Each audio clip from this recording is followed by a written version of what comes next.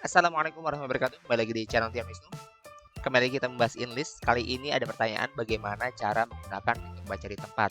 Nah, sebelum lebih jauh, kita bahas dulu apa fitur baca di tempat.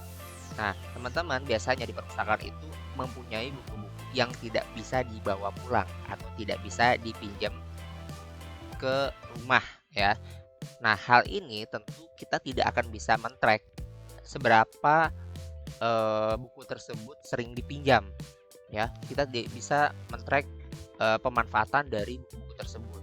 Nah, tentunya sayang, padahal tentunya buku-buku tersebut pasti sering juga dipinjam gitu. Tapi karena buku-buku tersebut tidak boleh dibawa pulang atau tidak boleh dipinjam untuk dibawa pulang, maka buku-buku tersebut jadi tidak tercatat seperti itu. Nah, fitur ini akan men-track buku-buku tersebut. Jenisnya seperti apa? Seperti contohnya buku-buku referensi ya. Nah, buku-buku referensi itu seperti kamus, ensiklopedi ya, atau buku-buku yang memang sudah langka yang kemungkinan itu limited edition ya, sehingga tidak mungkin ditemukan kembali karena sudah tua atau memang mempunyai nilai historis sejarah yang sangat-sangat penting seperti itu.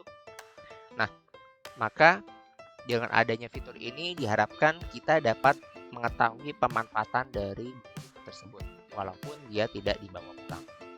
Oke, bagaimana caranya? Yuk simak penjelasan berikut. Oke, hal selanjutnya yaitu kita klik menu baca di tempat. Lalu di sini kita harus mengisi login username admin kita ya. Dan kita tentukan lokasi perpustakaannya. Nah, untuk ruangan ini tergantung dari besarnya luasan perpustakaan tersebut. Misalkan teman-teman hanya di perusahaan sekolah yang memiliki keterbatasan ruangan, itu tidak apa-apa. Mungkin hanya ada ruang baca umum saja dan dia bercampur dengan ruang referensi, itu tidak jadi masalah. Kita pilih saja ruang baca umum. Nah, tapi apabila memang ada keluasan dari ruangan perpustakaan sehingga bisa dipartisi antara ruang baca umum dan referensi itu dibedakan, maka pilih saja ruang referensi untuk lokasi baca di tempat. Ya. Nah, sekarang saya menganalogikan diri saya sebagai sekolah yang hanya mempunyai ruang baca umum saja. Oke, tidak ada masalah. Lalu kita klik simpan. Untuk mempersingkat waktu, saya sudah menyiapkan kartu anggota ya, di mana nomor anggotanya adalah 123. Ini bisa kita ketikkan atau apabila punya barcode scanner bisa dengan menggunakan scanner barcode untuk membacanya ya. Dan jangan lupa tentunya buku yang akan dipinjam. Nah, karena saya tidak bisa menampilkan di layar buku yang sudah ditempeli barcode, nah, maka saya cuma nyontek aja dari opak yang ada ya. Tapi ini sebenarnya harusnya langsung di-scan melalui buku fisiknya. Ini hanya sebagai contoh aja saya ngambil barcode ya. Oke, sekarang kita kita scan kartu anggotanya. Ya, lalu kita scan dalam waktu 10 detik ini kode barcode bukunya. Oke. Maka nanti keranjang baca ini akan bertambah. Ya, jadi di sini saya sudah meminjam 2 buku untuk baca di tempat. Dan otomatis dia setelah 10 detik akan terakumulasi di atas ini ya. Sudah ada 2 eksemplar dan 2 juga dibaca hari ini. Ya. Nah, yang tadi saya perhatikan adalah untuk yang anggota. Nah, sedangkan untuk yang non-anggota, teman-teman bisa klik di fitur yang di bawahnya yaitu saya bukan anggota. Nah, di sini dia cukup men-scan bukunya saja. Ya. Contoh seperti ini, ya. Tapi nanti dia tidak akan menampilkan siapa peminjam buku tersebut. Oke. Nah, kita lihat di sini ada 3 eksemplar yang dibaca dengan 2 judul yang sama ya tadi. Karena kan saya pakai judul yang sama.